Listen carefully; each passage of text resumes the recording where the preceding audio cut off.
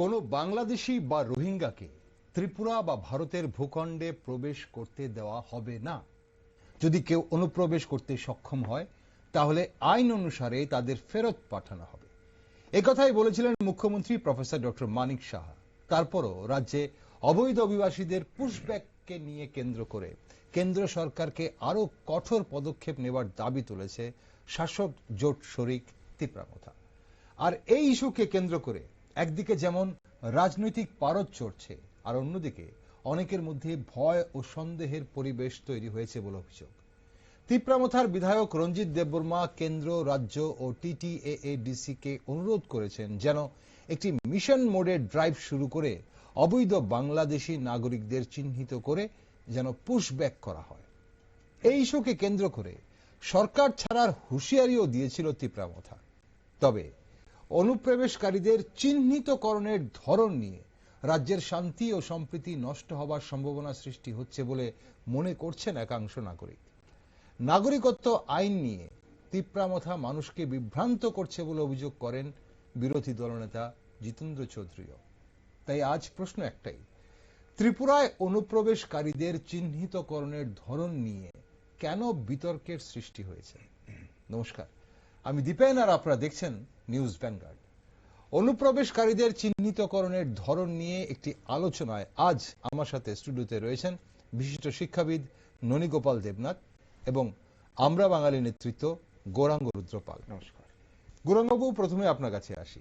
তিপ্রামথা দাবি করছে অবৈধ বাংলাদেশি ও রোহিঙ্গাদের দ্রুত শনাক্ত করে পুশব্যাক যেন করা হয়, আর এই পুরো প্রক্রিয়াকে বাঙালি সমাজের বিরুদ্ধে একটি উদ্দেশ্য প্রণোদিত আক্রমণ হিসেবে বলছেন আপনারা।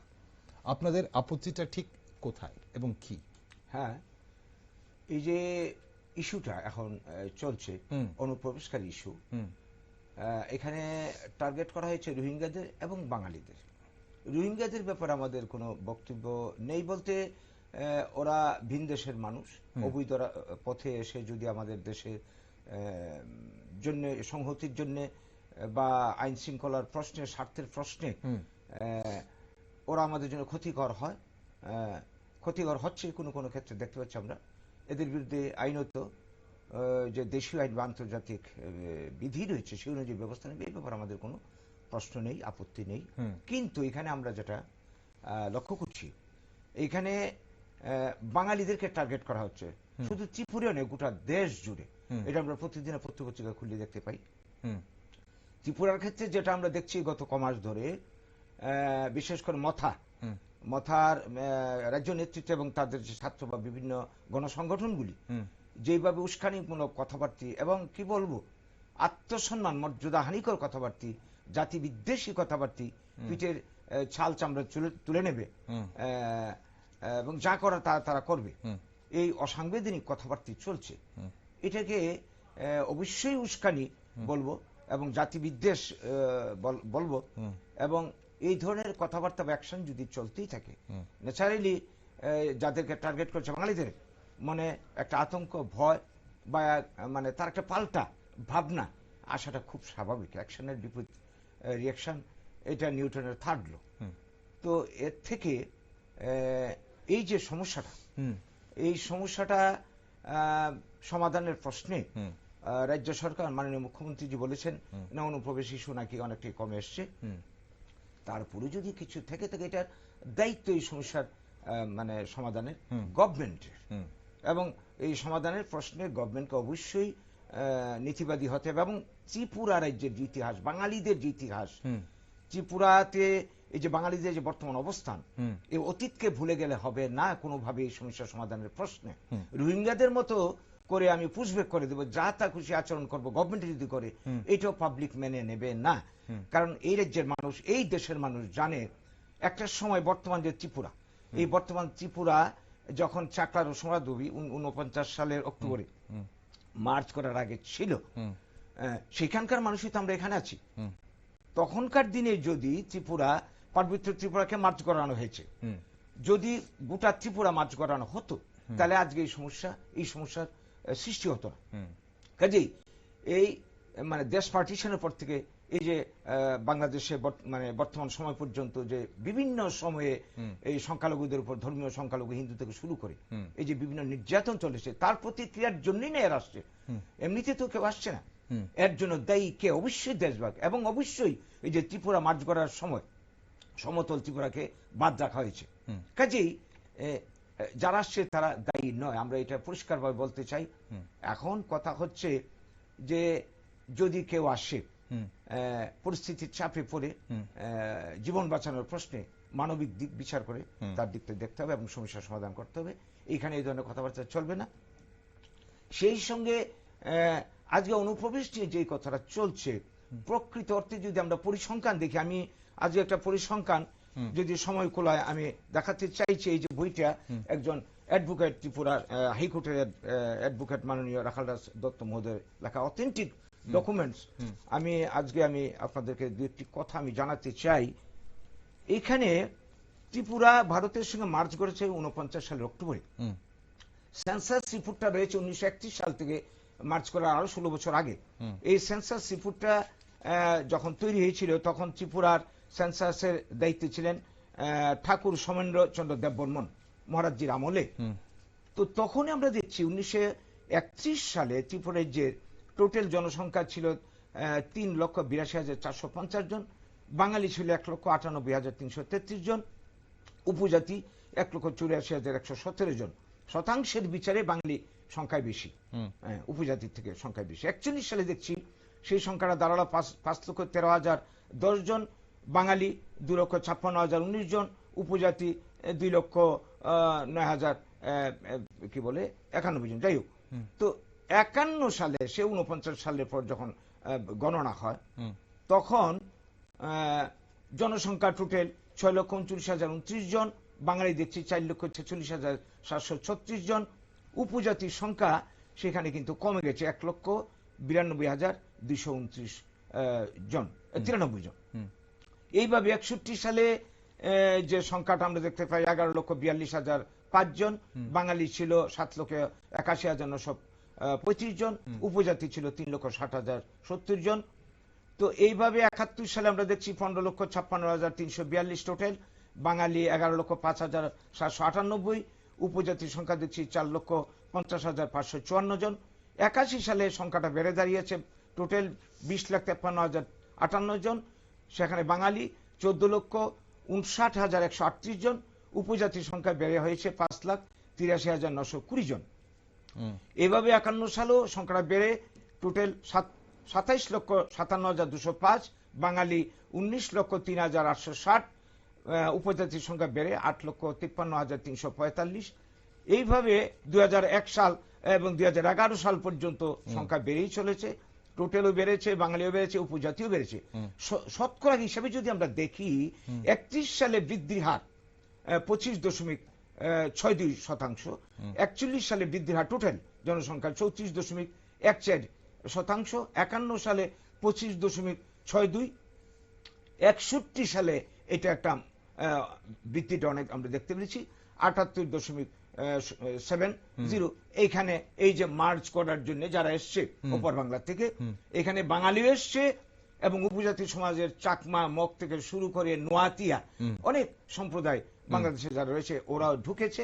এই সময় একটু বেশি ঢুকেছে, এর জন্য পার্সেন্টেজটা বেড়ে 78.70 হয়েছে। তারপর থেকে কিন্তু পার্সেন্টেজ প্রায় সমান 36.24, 31.91 পপুলেশন বৃদ্ধির হার এবং 34.19।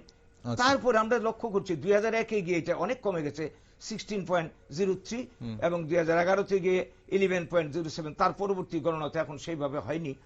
তো এই বিচারে এরা যে বলছে যে পপুলেশন বৃদ্ধি হয়েছে, অনুপ্রবেশ ঘটছে, পরিসংখ্যান কিন্তু তা বলছে না। একটা ইয়ারের কথাই মাঝখানে আমরা যা দেখলাম সেভাবে হচ্ছে না। এবং অনুপ্রবেশকারীর প্রশ্নে যদি আমরা মেনেও নেই বাঙালির সঙ্গে উপজাতিরা ঢুকেছে, এখানে কেন টার্গেট শুধু বাঙালিকে করা হচ্ছে, এটা হচ্ছে আমাদের প্রশ্ন।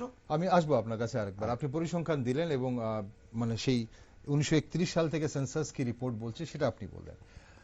স্যার, অনেকেই দাবি করছে যে ত্রিপুরায় বাংলাদেশি শব্দটির মানে আসলে একটি ছদ্মবেশ এবং যার আড়ালে ত্রিপুরার বাঙালি সম্প্রদায়কে টার্গেট করা হচ্ছে। একাংশ, বিশেষ করে আমরা বাঙালি, এটাই মনে করছে। অনুপ্রবেশকারীদের চিহ্নিতকরণের ধরন নিয়ে প্রশ্ন করছে অনেকেই। কেউ বলছেন অবৈধ অভিবাসী ইস্যুকে কেন্দ্র করে রাজ্যের শান্তি ও সম্প্রীতির পরিবেশ নষ্ট করার চেষ্টা চলছে। কি মনে করেন?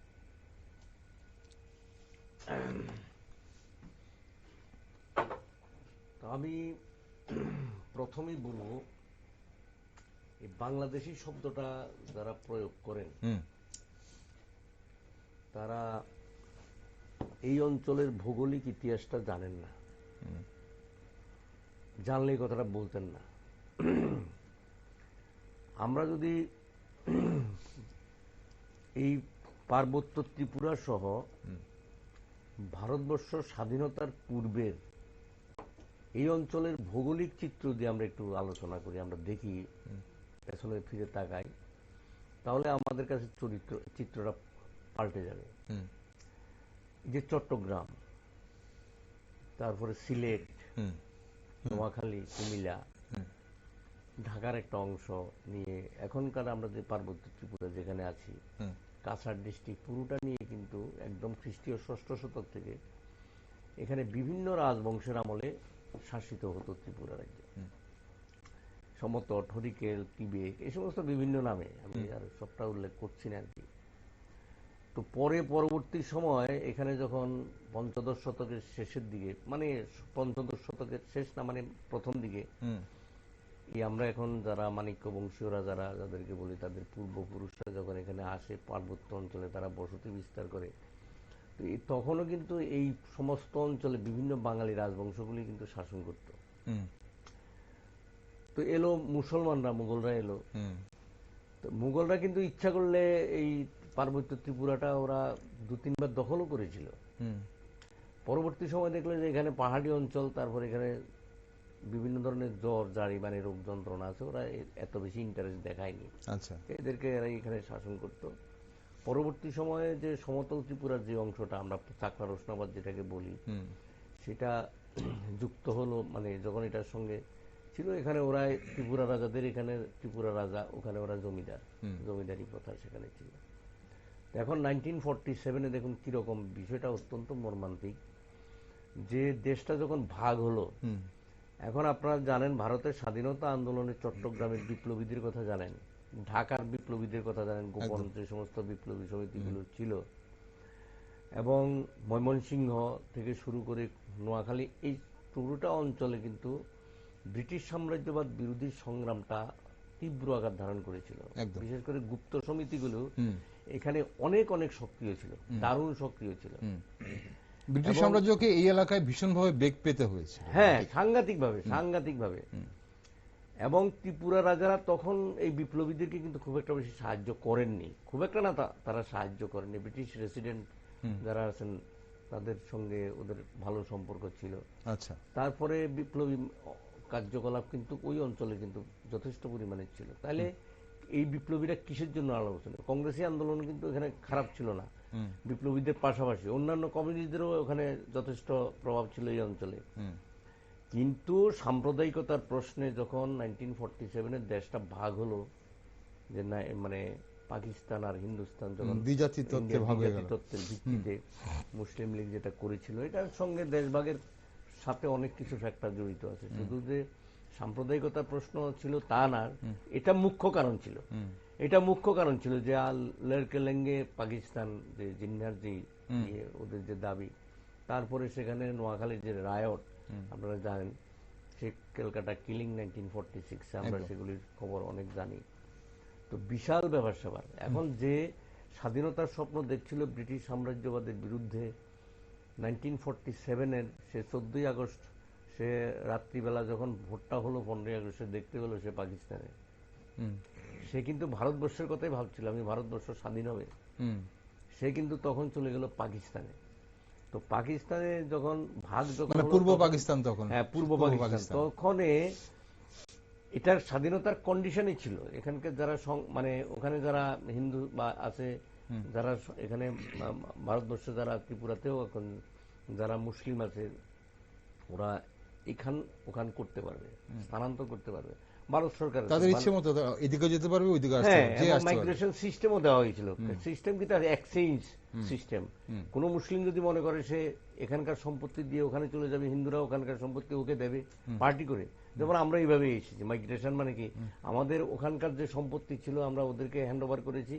এখানে যে মুসলমান যাদের সঙ্গে হয়েছে আমাদের যে ইয়েটা আর কি, মানে এক্সচেঞ্জটা, সেই বাটার সিস্টেম আগের যে বাটার এদেরকার জমি ওখানে, আমাদের জমি দিল ওখানে, এবং এইভাবে কিন্তু লোকজন এসছে বেশি। তারপরে 71-এর যে ইয়েটা, মানে যখন বাংলাদেশের স্বাধীনতা মুক্তিযুদ্ধ, না এরপরেও কিন্তু থামেনি। 1960 এখানে যে পরিসংখ্যানটা দেওয়া হলো 68-এর সংখ্যাটা বেড়ে গেছে, কিন্তু তারপর মাইগ্রেশন করে বা এক্সচেঞ্জ প্রথার মাধ্যমে যারা এসছে তো এসছেই, এর পরেও যারা ছিল সেখানেও কিন্তু কমিউনাল টেনশনটা কম ছিল না, সাংঘাতিক ছিল। তো ওখানে অনেকে আসতে বাধ্য হয়েছেন। এবং এখানকার এটা শুধু ত্রিপুরাতেই আসেনি, এটা আসামে এসছে, তারপরে আপনার অর্থাৎ ভারত ভাগের, ভারতের সেই পশ্চিমবঙ্গে গেছে। এখানকার বাঙালি, এরা তো বাঙালি, হিন্দু বাঙালি, মুসলমান বাঙালি, বাঙালি তো বাঙালি, মাতৃভাষা তো বাংলা। তো এখানে যেহেতু যে অঞ্চলে বাংলা এবং বর্ডার এরিয়াতে বাঙালি অধ্যুষিত অঞ্চল, আসামের একটা অঞ্চল আছে, ত্রিপুরা আছে, নাগাল্যান্ড মিজোরামে তো বাঙালিরা ঢুকেনি, এটাও তো বর্ডার ছিল পূর্ব পাকিস্তানের সঙ্গে, সেখানে তো ঢুকেনি। ভাষাগত প্রশ্নে এদিকে এসছে, অনেকে এসছে, তারা এখানে এসে আশ্রয় নিয়েছে।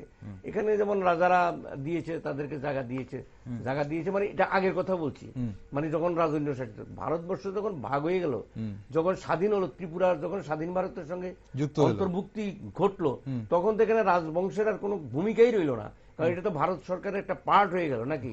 সে টেরিটোরিয়াল কাউন্সিল থেকে শুরু করে পূর্ণ রাজ্য পর্যন্ত আর কি, কেন্দ্রশাসিত অঞ্চল থেকে পূর্ণ রাজ্য পর্যন্ত।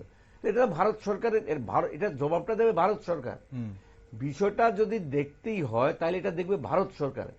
এবং 71-এর যেই মানে পাকিস্তানের, বাংলাদেশ, পূর্ব পাকিস্তানের যে মুক্তিযুদ্ধ, সেটাতে বাংলাদেশ হলো, এটা তো 71-এ হলো। এখন আগে থেকে যারা এসছে বা ইয়েতে এসছে, এদেরকে মুখস্থের মতো, তোতা পাখির মতো বলে দেওয়া হচ্ছে বাংলাদেশি বাংলাদেশি।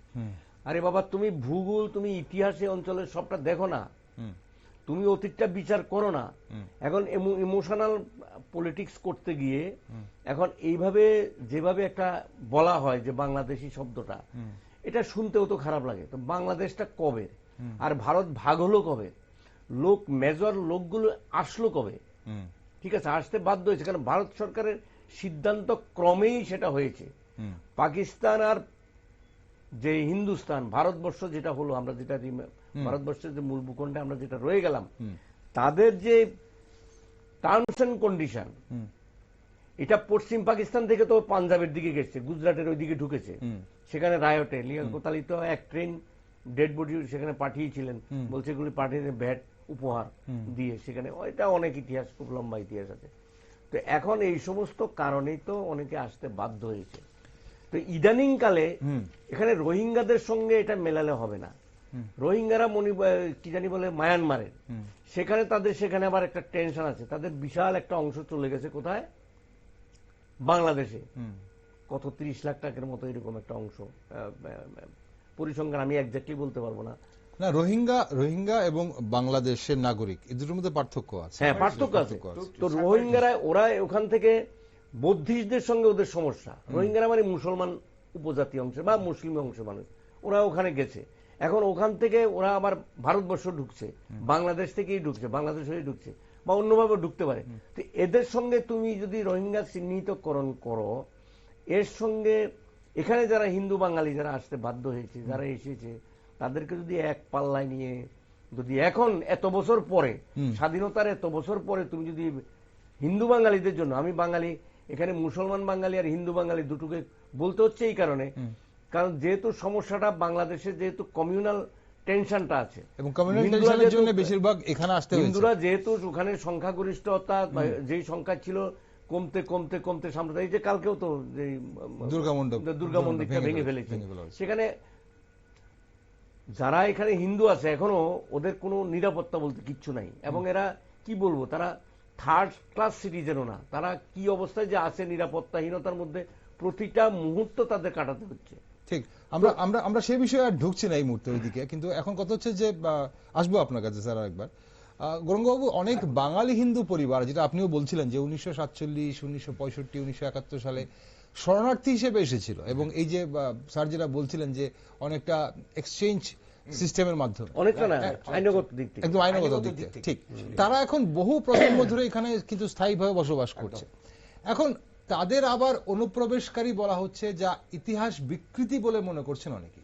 এটা সাম্প্রদায়িক ও জাতিগত মেরুকরণকে উস্কে দিচ্ছে এবং রাজ্যের শান্তি শৃঙ্খলা বিনষ্ট করতে পারে বলে অনেকে মনে করছেন।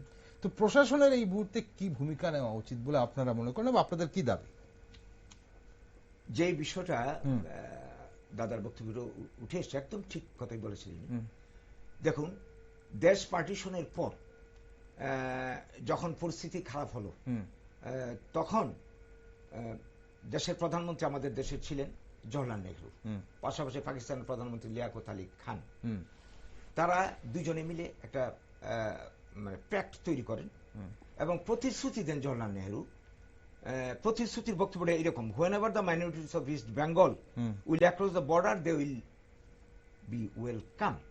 আরো সঙ্গে আরো কিছু কথা আছে। এই যে মূল বক্তব্যটা, whenever, এখানে কিন্তু সালের কোনো বিশেষ কোনো সাল সন উল্লেখ নেই। whenever, যখনই তোমরা পরিস্থিতি খারাপ হবে, নিরাপত্তার প্রশ্ন দেখা দেবে, তোমরা এই দেশে আসতে পারো এবং আসলে তোমাদেরকে ওয়েলকাম করা হবে। ওয়েলকামের মধ্যে সব কথাই আছে, নিরাপত্তা থেকে পুনর্বাসন, বেঁচে থাকার সমস্ত ব্যবস্থা ইত্যাদি ইত্যাদি, যেটা পাঞ্জাবিদের জন্য করা হয়েছে।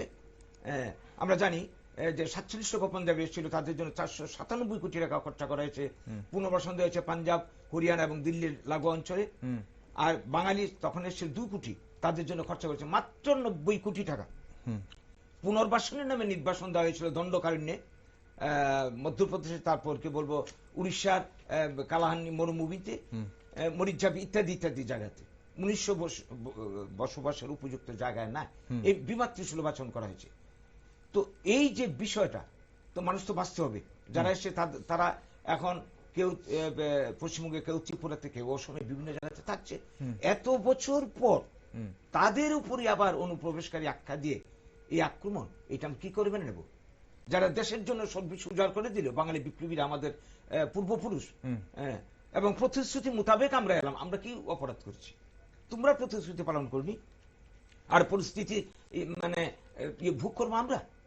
কাজেই এই ক্ষেত্রে গভর্নমেন্টকে পূর্ব প্রতিশ্রুতি পালন করতে হবে এবং বর্তমান সিচুয়েশনের কারণে যারা আসছে তাদের এই দেশে যদি পুনর্বাসনের ব্যবস্থা নেয়, গভর্নমেন্ট তো একটা 2014 পর্যন্ত কি একটা সিএ একটা আইন করেছে, সেই মোতাবেক তাদের পুনর্বাসনের চিন্তা বা আরো কি করা যায় তারা চিন্তা করবে। ভারতীয় সংবিধানে, নাগরিকত্ব আইনে যা যা আছে, অতীতে যারা সেই আইন মোতাবেক নাগরিকত্ব অর্জন করেছে, তাদের উপর কি আবার 71 সালের বিষয়টা আসবে? যদি তা আসে, তাহলে 71 সাল থেকে বর্তমান সময় পর্যন্ত এই দীর্ঘ সময়ে কত আইন কানুন হয়েছে, তারা যদি অবৈধ নাগরিক হয়ে যায়, অবৈধ অনুপ্রবেশকারী হয়ে যায়, তাহলে অবৈধদের বুটে যত আইন হয়েছে সবগুলি তো অবৈধ হয়ে যায়, সবগুলি তো বাতিল করতে হবে। কাজেই এই যে বিষয়টা, এই সবগুলি বিষয় অতীতকে সামনে রেখে, বর্তমানকে সামনে রেখে, মানবিক দিককে সামনে রেখে, সবার কল্যাণকে বিচার করে এই সমস্যার সমাধান সবার মধ্যে আলাপ আলোচনা করে, বিভিন্ন গোষ্ঠী, বাঙালি আছে, জনজাতি আছে, যারাই আছে, সবাই নেতৃবৃন্দ বা বুদ্ধিজীবী যারা রয়েছে আমাদের, তাদেরকে নিয়ে বসে সমাধানের রাস্তা বের করতে হবে। এই হচ্ছে আমাদের কথা। ওকে স্যার, এই যে গৌরাঙ্গবাবু যেটা বলছিলেন যে নেহেরু কোন সময় বলেছিলেন যে মাইনরিটিসদের ওয়েলকাম যখন even they cross the border. এখন এই যে আমাদের সিটিজেনশিপ অ্যামেন্ডমেন্ট অ্যাক্ট 2019 আমরা দেখলাম, সেটা অনুযায়ী আফগানিস্তান, বাংলাদেশ এবং পাকিস্তান থেকে আসা হিন্দু, শিখ, বৌদ্ধ, জৈন, পার্সি এবং খ্রিস্টানরা যারা 31 ডিসেম্বর 2014 সালের বা তার আগে ভারতে প্রবেশ করেছিলেন, তাদের অবৈধ অভিবাসী হিসেবে গণ্য করা হবে না, তবে তার জন্য কিছু শর্ত আছে। কিন্তু তারপরও যখন এখন বলা হচ্ছে যে 1971 সালের 24শে মার্চ, কারণ এটা ভারত সরকারের আইন, এই আইনের পরে যখন কোন একটি রাজনৈতিক দল বলছে 1971 সালে 24শে মার্চের পরে যারা এসছে তারা অবৈধ অভিবাসী, এবং তাদেরকে অবৈধ অভিবাসী বলে এখানে কি ধরনের বিতর্ক বা বিভ্রান্তি ছড়ানোর চেষ্টা হচ্ছে বলে মনে করেন আপনি? দেখুন, এনআরসি নিয়ে অনেক বিতর্ক হয়েছে, বিরোধীরা পার্লামেন্টে অনেক কিছু করেছেন। অনেক রকম আলাপ আলোচনা হয়েছে। একটা বিল যখন পার্লামেন্টে পাস হয়ে যায় তখন সেই বিলের আপনি বিরোধিতা করতে পারবেন, কিন্তু সেই বিল অনুপাতেই সেটা আইনে পরিণত হয়, সংবিধানে একটা আইনে পরিণত হয়। আইনে যখন পরিণত হয়েছে এটা কিন্তু একটা আইন। ৭১ সালের আইনও কিন্তু একটা আইন। স্বাধীনতার সময় যে ভাগাভাগি হয়েছিল সেটাও কিন্তু একটা আইন। এখন আইনের গণ্ডির বাইরে যদি কেউ আসা যাওয়া করে, আপনি অবশ্যই এটার দায়িত্ব ভারত সরকারের। ভারত সরকার অবশ্যই দেখবেন, এবং ভারত সরকারও বলছে সেখানে, বা ধরেন স্টেট গভর্নমেন্টগুলি। এখন আমি একটা কথা বলি যে আমাদের ত্রিপুরাতে যে প্রবলেমটা, যেভাবে কথাবার্তাগুলো বলা হচ্ছে অনুপ্রবেশ নিয়ে, এটা কিন্তু ভারতবর্ষের সীমান্তবর্তী, মানে বাংলাদেশ বা পাকিস্তানের সীমান্তবর্তী অন্য কোনো স্টেটে কিন্তু এই প্রশ্নগুলো এইভাবে আসে না। এভাবে কিন্তু আসে না। পাঞ্জাবে প্রচুর পাকিস্তানরা আসে, আফগানিস্তান থেকে সেখানে ওইদিকে আসে, বা আমাদের বাংলাদেশ থেকে বিশেষ করে ওয়েস্ট বেঙ্গলেই বেশি ঢুকে, ওয়েস্ট বেঙ্গলে যায়। এখানে শুধু হিন্দু, ওয়েস্ট বেঙ্গলে তো হিন্দু না, শুধু মুসলমানরাও সেখানে যাচ্ছে। আমাদের রাজ্যে শুধু যে হিন্দুরা এসছে তা না, এখানে প্রচুর পরিমাণে মুসলমানরা এসছে। কিন্তু আপনি কতগুলি অঞ্চল আছে, সেই অঞ্চলে গেলে দেখা যাবে যে আগে যে সমস্ত যত সংখ্যার লোক ছিল তার সাথে অনেক বেশি মুসলিম কমিউনিটি আছে। এখানে প্রবলেম, সেখানে যদি সরকারি সিস্টেম মোতাবেক কেউ যদি এখানে আসে, তার যদি নাগরিকত্ব সে যদি অর্জন করে, সে যদি ভোটার কার্ড পায়, তার যদি আধার কার্ড যদি হয়, তার যদি সমস্ত কিছু রেশন কার্ড যদি থাকে, সমস্ত কিছু যদি সে নিয়ম শৃঙ্খলা মেনে যদি থাকে, তাহলে সমস্যাটা কোন দাঁড়ায়? সমস্যাটা হলো এই জায়গায় যে এখন আমি বলবো এখানে একটা ইমোশনাল কাজ করছে রাজনীতি, ভোটের রাজনীতি। এখন এই ভোটের রাজনীতি দিয়ে তো এই প্রবলেম ক্রিয়েট করলে এটার পরিণতি তো বেশি সুবিধা হবে না। আমি বলছি আইনগত দিক থেকে সুবিধা হবে না, কারণ আপনি যেভাবে বলা হচ্ছে বাংলাদেশি বলে তুচ্ছ-তাচ্ছিল্য এই করব। একবার কিছুদিন গেল গ্রেট ত্রিপুরা ল্যান্ড, তারপর হলো গ্রেটার ত্রিপুরা ল্যান্ড, তারপরে গেল এটা দেখো সাকসেস হলো না, এরপরে বলছে কি ওই যে ভাষা, মানে কনস্টিটিউশনাল সলিউশন একটা, এটা একটা প্রসেস। তারপরে চলে এলো রোমান হরফ, আচ্ছা রোমান হরফ, তারপরে এখন বলছে আবার ওই যে মানে বাংলাদেশি নাকি ঢুকে যাচ্ছে। ঠিক আছে, তো এগুলো নিয়ে সামনে ডিসি নির্বাচন, তো এগুলো নিয়ে, এবং আমি বুঝতে পারছি না এরা যারা এই সমস্ত আন্দোলন করছেন বা যে সমস্ত কথাবার্তা বলছেন, জাতি বিদ্বেষী কথাবার্তা বলছেন, গোষ্ঠীগত সংঘর্ষ লাগানোর জন্য চেষ্টা করছেন, ত্রিপুরার মানুষ কিন্তু সেভাবে তাদের এইটা গ্রহণ করছে না। উপজাতীয় অংশের মানুষও কিন্তু সেভাবে যাচ্ছে না, না হলে এতদিনে দাঙ্গা ভাঙ্গা লেগে যেত। মানুষ কিন্তু গ্রহণ করছে না সাধারণ। এখন কিছু লোকের মধ্যে ইস্যুটা করে বলছে আমাদের একটা, মানে কি বলবো, মানে ডিসাইডিং ফ্যাক্টরে আমাদের যেতে হবে, বিধানসভায় এমন কিছু সিট নিতে হবে যাতে এখানে আমাদের যারা গভর্নমেন্ট করবে তাতে যারা আমাদের সাথে যাতে নির্ভর করতে হয়। লক্ষ্যটা কিন্তু এটা, অন্য কিছু না। এখন করতে গিয়ে যদি এরকম, এটা যদি একটা টেনশনে যদি পরিণত হয় জাতিগত সম্প্রদায়গত, আমি তো মনে করি ত্রিপুরা রাজ্যের যেই জাতি উপজাতি বা পাহাড়ি বাঙালির যে একটা মৈত্রীর বন্ধন দীর্ঘদিন ধরে এসছে, ৮০ একটা বিশাল একটা বাজে অভিজ্ঞতা, অত্যন্ত খারাপ অভিজ্ঞতা। এতে কিন্তু বললাম যে শুধু যে বাঙালিদের ক্ষতি হয়েছে তা নয়, এখানে আমার উপজাতি অংশের মানুষও সাংঘাতিকভাবে ক্ষতিগ্রস্ত হয়েছে। আমরা তো ওই দিকে যেতে চাইছি না, রাজ্যের নাগরিকের হয়েছে। হ্যাঁ, আমরা ওই দিকে যেতে চাই না, আমাদের দরকার নেই এই সমস্ত যাওয়ার। কারণ কি করে এই যে হাটে বাজারে, আমি একজন শিক্ষক, তো আমার ছাত্র তো ট্রাইবেল ছাত্র আছে, আমার বন্ধু উপজাতি অংশের বন্ধু আছে, আমি কি করে তার দিকে আট চোখে তাকাই? আমি কি করে আমার সেই ছাত্রটার দিকে আট চোখে তাকাই? সম্ভব না তো। এই যে একটা পরিবেশ, এই পরিবেশকে এত সহজে ভাঙা যাবে বলে আমি মনে করি না। শুধুমাত্র নির্বাচনী ইস্যু যদি কিছু একটা হয়ে থাকে সেটা হতে পারে। ওকে, এখন আরেকটা বিষয় হচ্ছে যে গৌরাঙ্গবাবু, যারা ভারতের নাগরিকত্বের বৈধ নথিপত্র মানে যাদের নেই, এখন তাদের বিরুদ্ধে দেশের আইন মেনে বিভিন্ন রাজ্যে যে ধরনের পদক্ষেপ নেওয়া হচ্ছে, যাদেরকে আমরা সত্যিকারী অবৈধ অভিবাসী বলছি, এখন রাজ্যে যদি সেরকম কেউ থেকে থাকে এবং তাদের প্রতি যদি এই ধরনের আইনি পদক্ষেপ নেওয়া হয় এবং চিহ্নিতকরণ করে পুশব্যাক করা হয়, এবং সেক্ষেত্রে অবশ্যই রাজ্যের জনগণই হয়তো একটা খবর দিতে পারে, কারণ প্রশাসনের কাছে সব খবর নাই থাকতে পারে। একটা রাজ্যের জনগণ একটা খবর দিতে পারে যে অমুক আছে যিনি অনুপ্রবেশকারী, যিনি হয়তো আমাদের রাজ্যের বা আমার দেশের বৈধ নাগরিক নয়। তাহলে সে জায়গায় কি আপনাদের কোনো আপত্তি আছে? দেখুন, কাগজপত্র বৈধ বা কোনো কাগজই তার কাছে নেই, কোনো ব্যক্তির কাছে নেই, এখনকার দিনে যুগে এরকম মানুষ সংখ্যা খুব কমই আছে, যদি থাকেও বা কেউ গ্রামে গঞ্জে বা কম লেখাপড়া জানা। না, আমরা বিগত প্রায় 10 মাস ধরে বাংলাদেশের যে পরিস্থিতি আমরা দেখেছি আমাদের পার্শ্ববর্তী রাষ্ট্রে, এবং যে অস্থির একটা পরিবেশের মধ্যে বাংলাদেশ যাচ্ছে, সেখান থেকে প্রাণ রক্ষা করতে অনেকেই অনুপ্রবেশ করছেন বলে একটা খবর রয়েছে। তখন এই ধরনের নাগরিক যারা রয়েছে তাদের নিয়ে কি করা উচিত বলে আপনাদের কি মনে হয়? এই ধরনের লোক যারা তাৎক্ষণিকভাবে বর্তমান পরিস্থিতির কথা যদি আমরা চিন্তা করি, গত 8-10 মাস ধরে যেটা বাংলাদেশে চলছে, তাৎক্ষণিকভাবে যারা আসে তারা এসে এখানে কাগজপত্র করবে, এটা তো আমরা আশাই করতে পারি না। আর তারা ওইখান থেকে যে পরিবেশে আসছে প্রাণ রক্ষার তাগিদে, শুধুমাত্র প্রাণ রক্ষার তাগিদে বলা চলে, বা ধর্ম রক্ষার, বা এই পরিস্থিতিতে যারা আসে তাদেরকে আগে দেখতে হবে, সার্চ করতে হবে, খোঁজ করতে হবে তারা কি কারণে কি পরিস্থিতিতে এলো।